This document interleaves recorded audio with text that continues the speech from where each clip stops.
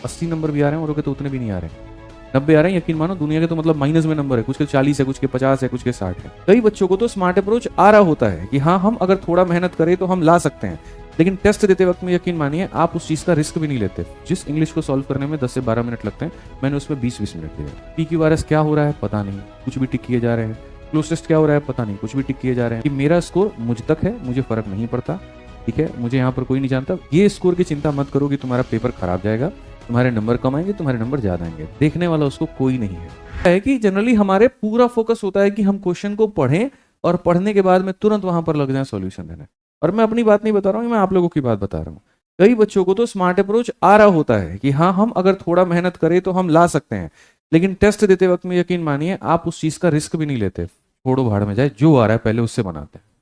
X आ गया तो x से बनाएंगे, वाई आ गया तो वाई से बनाएंगे, फर्क ही नहीं पड़ता। अरे वो डेविएशन डेविएशन गया, तेल लेने साइड करो, हटाओ। क्लास में क्या पढ़े थे भूल जाओ, वो क्या हम नोट किए थे भूल जाओ, अभी बस बनाना है, ये दिमाग में हावी हो जाता है। वो हावीपन जैसे जैसे जैसे जैसे आपका बढ़ेगा, छोटी छोटी बारीकियां जिसको देख के आप सवाल को उड़ा सकते थे वो आप छोड़ दोगे। इसीलिए मैं कह रहा हूं, आज के बाद कभी भी मॉक टेस्ट आप में से कोई भी पर्सन देता है, ये स्कोर की चिंता मत करो कि तुम्हारा पेपर खराब जाएगा, तुम्हारे नंबर कम आएंगे, तुम्हारे नंबर ज्यादा आएंगे, देखने वाला उसको कोई नहीं है, तुम्हें जज करने वाला यहाँ पर कोई नहीं है। बहुत बच्चे मॉक टेस्ट देते हैं, मेरे पास में स्कोर कार्ड आता है, सारी चीजें आती हैं, ठीक है। अब यहाँ पर वो अपने अंदर में ही है कि यार मेरे तो 90 नंबर बन रहे हैं, मेरे तो 100 नंबर बन रहे हैं, 80 नंबर बन रहे हैं, डिमोटिवेट हुए जा रहे हैं, मेरी तैयारी तो बेस्ट है ही नहीं, मैं क्या करूँ। 80 नंबर भी आ रहे हैं और के तो उतने भी नहीं आ रहे हैं, 90 आ रहे हैं। यकीन मानो दुनिया के तो मतलब माइनस में नंबर है, कुछ के 40 है, कुछ के 50 है, कुछ के 60 है। तो ये गलती करने की उम्र है और इसमें जितनी गलती कर सकते हो उतनी गलती करो, कोई दिक्कत की बात नहीं है। तुम अपना स्कोर कार्ड खुद देख रहे हो, उसमें तुम्हें पता है कोई बात नहीं, मैथ्स के 5 ही सवाल बनाए तुमने, कोई जज तुमको नहीं करने वाला है, लेकिन हर दिन अपने अंदर सुधार लेके आओ। सुधार नहीं करने के बाद आज के समय के पता है क्या है, होड़ मची पड़ी है, पेपर सॉल्व करना है, पेपर सॉल्व करना है, पेपर सॉल्व करना है, मॉक टेस्ट देना है। डजेंट मैटर अप्रोच क्या था, डजेंट मैटर आपने उससे सीखा क्या, बस आपको ये है कि हाँ यार नंबर खराब नहीं आने चाहिए, नहीं तो खुद का कॉन्फिडेंस खत्म हो जाएगा। मैं कई मॉक टेस्ट अपने जान के खराब करता था, मुझे पता है अगर मैं सीरियस मोड पे दूंगा तो मेरे 160 162 आ जाएंगे, लेकिन उसके बाद भी मैं 128 130 जान के लेके आता था, जान के मतलब कि हाँ यार ये मेरा मॉक टेस्ट है, मुझे अपने हाथ को ऐसे ब्लाइंड फोल्ड करना है। जैसे बीच में क्या हुआ, मेरे इंग्लिश में बहुत कम मार्क्स आने लगे, तो मैंने मॉक की शुरुआत ही इंग्लिश से की कि हम इंग्लिश से शुरुआत करेंगे। जिस इंग्लिश को सॉल्व करने में 10 से 12 मिनट लगते हैं, मैंने उसमें 20-20 मिनट दिए। तो अब आप एक सेक्शन में ज़्यादा टाइम दे दोगे तो बाकी सेक्शन में उसका नुकसान क्या होगा, आपको कम टाइम मिलेगा, कम टाइम मिलेगा तो आप क्या करोगे, तुक्का मारोगे। नहीं मारना तुक्का, एक सेक्शन में लिफ्ट छोड़ दूंगा। तो शुरू के मैंने ऐसे 10 दिन डिसाइड कर लिया था कि शुरू के 10 दिन में मानो मुझे इंग्लिश वाले मॉक टेस्ट पे पार्ट पे ज़्यादा फोकस करना है। क्यों, क्योंकि अभी आदत क्या होगी, अभी धीरे धीरे आपको 100 तक पहुंचना है, ज़्यादा ज़्यादा अटेम्प्ट करना है। PQRS क्या हो रहा है पता नहीं, कुछ भी टिक किए जा रहे हैं।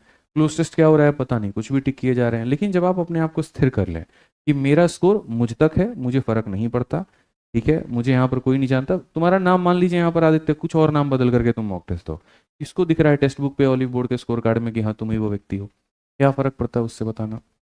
इतने सारे लोग मॉक टेस्ट देते हैं और सोचो वहां पे जो रैंक वन आता है कभी पता भी चलता है, तुम लोग देख भी पाओगे, अच्छा ये तो वही बंदा था जो उस समय मॉक में उसके 100 रैंक आ रहे थे, 200 रैंक आ रहे थे, पता भी नहीं कर पाओगे तुम। इसीलिए जैसे मॉक टेस्ट देते हो ये छोटी छोटी बारीकियां ठहर करके देखा करो। क्वेश्चंस पढ़ते हो तो भागम भाग मत लेकर के आओ, एकदम ये नहीं कि एक्स मान करके फटाफट इसको जल्दी बनाना है, नहीं। टाइम लगता है, लगने दो, गलती होती है होने दो, जितनी होती है उतनी करो, लेकिन पेपर में गलती मत करना।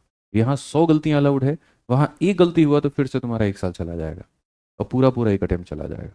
तो ये बताने का था, इसमें भी मैं तुमको अभी 2 एलिमिनेट करके बता दूंगा कि कैसे ऑप्शन नंबर ए भी आ जाएगा, लेकिन फिर 5 सेकंड तुम्हें एक्स्ट्रा देना पड़ेगा। तो ये छोटी छोटी बातों को समझो, मेरा बताने का उद्देश्य क्या है। जैसे साइनो एंटो में आप छोटी सी चीज नहीं पढ़ पाते हैं कई बार, यार साइनो पूछा है कि एंटो पूछा है, शब्द दिखा सिमिलर लग रहा है, मार दिए। बाद में जब रिवीजन करते हैं, एनालिसिस करते हैं, पता चलता है यार ये तो एंटोनिम पूछ लिया था।